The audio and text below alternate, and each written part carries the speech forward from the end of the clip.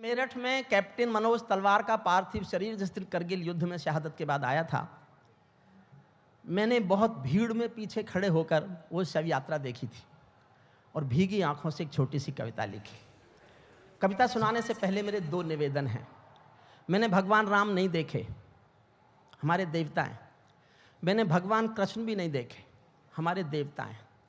लेकिन मैंने अपने वो रक्षक देवता देखे हैं जो वर्दी पहनकर सीमा पर खड़े हैं और देश की रक्षा कर रहे हैं। ये हमारे रक्षक देवता हैं।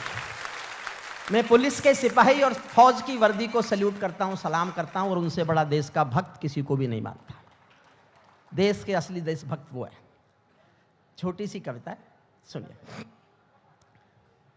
मैं केशव का 5 जन्म भी गहन मौन में खोया हूं। ताली बजाना मत बजाना, दिल से सुन लो। मैंने एक ही कविता लिखी है जिसके लिए मैं कह सकता हूं मेरी अच्छी कविता है। बाकी कवि सम्मेलन है, कविता यही है जो मैं सुना रहा हूं।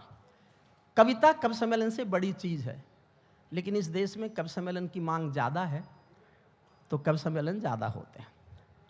मैं केशव का 5 जन्म भी गहन मौन में खोया हूँ। उन बेटों की याद कहानी लिखते लिखते रोया हूँ। उन बेटों की याद कहानी लिखते लिखते रोया हूँ। जिस माथे की कुमकुम बिंदी वापस लौट नहीं पाई, चुटकी झुमके पायल ले गई कुर्बानी की यमराई। कुछ बहनों की राखी जल गई है बर्फीली घाटी में, वेदी के गठबंधन मिल गए हैं करगिल की माटी में। पर्वत पर कितने सिंदूरी सपने दफन हुए होंगे, 20 बसंतों के जज्बाती बेटे हवन हुए होंगे। टूटी चूड़ी धुला महावर रूठा कंगन हाथों का, कोई मोल नहीं दे सकता बासंती जज्बातों का। कोई मोल नहीं दे सकता कोई मोल नहीं दे सकता बासंती जज्बातों का। जो पहले पहले चुंबन के बाद लाम पर चला गया। एक पल जीना मेरे साथ कर्नल साहब आपको सौंपता हूं, समर्पित करता हूं। जो पहले पहले चुंबन के बाद लाम पर चला गया, नई दुल्हन की से छोड़कर युद्ध काम पर चला गया। उनको भी मीठी नींदों की करवट याद रही होगी, खुशबू में डूबी यादों की सलवट याद रही होगी। खुशबू में डूबी यादों की सलवट याद। और मैं आज तक के इस महापर्व में अपने जीवन की सबसे अच्छी पंक्ति पढ़ता हूं। इस चैनल की इस महानता, चैनल की इस उदारता और चैनल के सामाजिक सरोकार के उद्देश्यों को समर्पित करता हूं।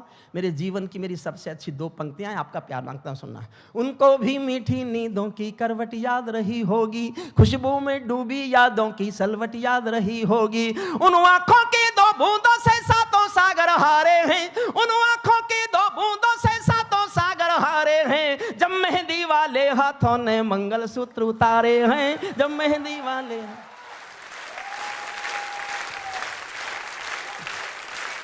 उन आंखों की 2 बूंदों से 7 सागर हारे हैं। जब मेहंदी वाले हाथों ने मंगलसूत्र उतारे हैं। गीली मेहंदी रोई होगी छुपके घर के कोने में, ताजा काजल छूटा होगा चुपके चुपके रोने में। जब बेटे की अर्थी आई होगी सोने आंगन में, शायद दूध उतर आया हो बूढ़ी माँ के दामन में। शायद दूध उतर आया हो बूढ़ी माँ के दामन में।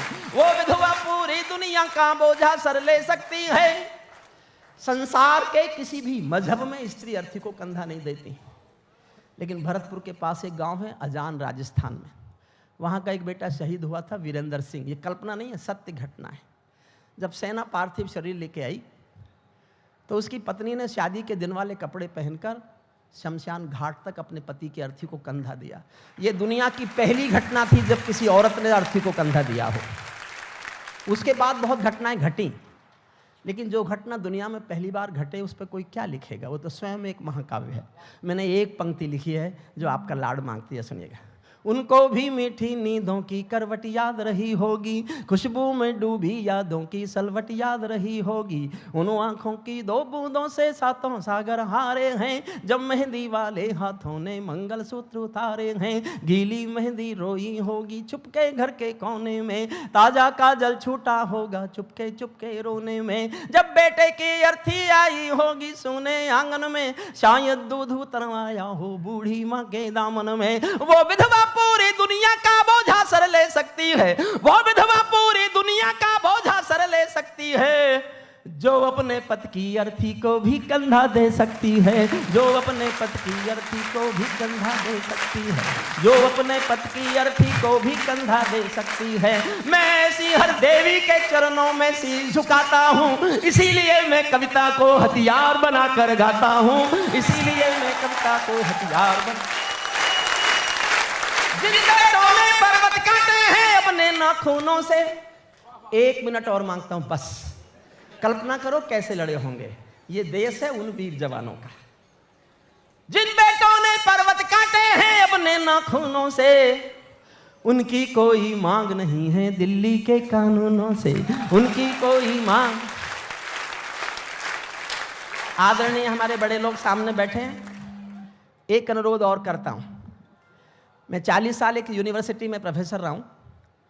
कहने के लिए जनता से मेरे पास केवल 2 निवेदन हैं। आपके आसपास कोई ना कोई ऐसा परिवार होगा जो करगिल में, पुलवामा में, उरी में, 71 के युद्ध में शहीद हो गया होगा। आप सब जानते होंगे ऐसे आसपास किसी परिवार को। साल में एक बार, मेरा निवेदन है इस चैनल के माध्यम से आज तक, पर मैं अपने भीतर जो मेरे पास सबसे अच्छा कहने के लिए वो कह रहा हूं। साल में एक बार आप पिकनिक जाते हो, कहीं जाते हो, त्योहार मनाते हो, एक बार साल में एक बार कुछ फूल लेके उसके घर जाओ और उससे कहो तुम अकेले नहीं हो, देश तुम्हारे साथ है, देश तुम्हारे साथ है।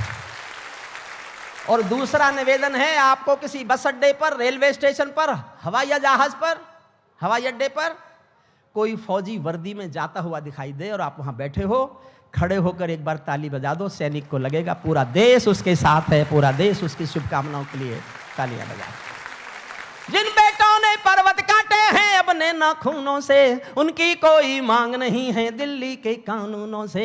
जो सैनिक सीमा रेखा पर ध्रुव तारा बन जाता है, उस कुर्बानी के दीपक से सूरज भी शर्माता है। गर्म दहानों पर तोपों के जो सीने अड़ जाते हैं, उनकी गाथा लिखने को अंबर छोटे पड़ जाते हैं। उनके लिए हिमालय कंधा देने को झुक जाता है, कुछ पल को सागर की लहरों का गर्जन रुक जाता है। उस सैनिक के शव का दर्शन तीर्थ जैसा होता है, चित्र शहीदों का मंदिर की मूरत जैसा होता है, चित्र शहीदों का मंदिर की मूरत।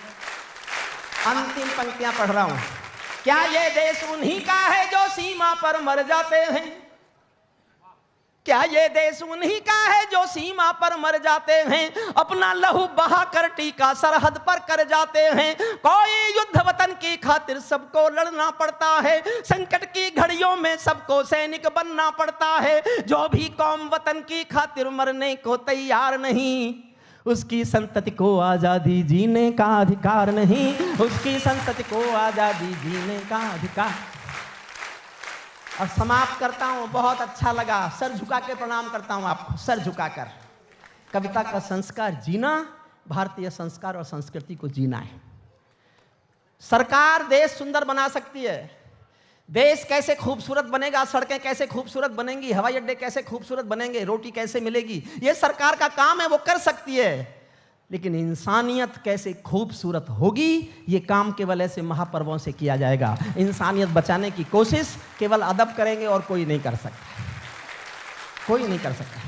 सैनिक अपने प्राण गंवा कर देश बड़ा कर जाता है। और साहब मैं कुछ खिलाफ नहीं बोल के जाऊं तो काय का हरिओम पवार।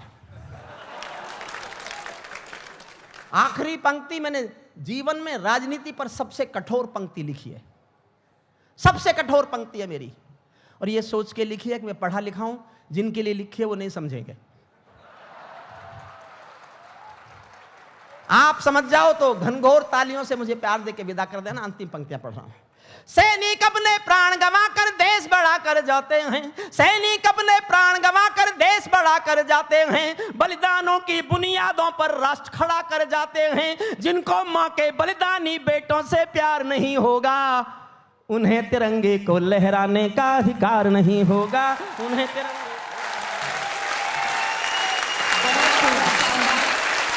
अपने जगह पर खड़े होकर वीर रस से ओत-प्रोत हमारे इन महान कवियों का धन्यवाद कीजिए कि आज एक अलग तरह का माहौल साहित्य आज तक के इस मंच से हमें देखने को मिला है। जी।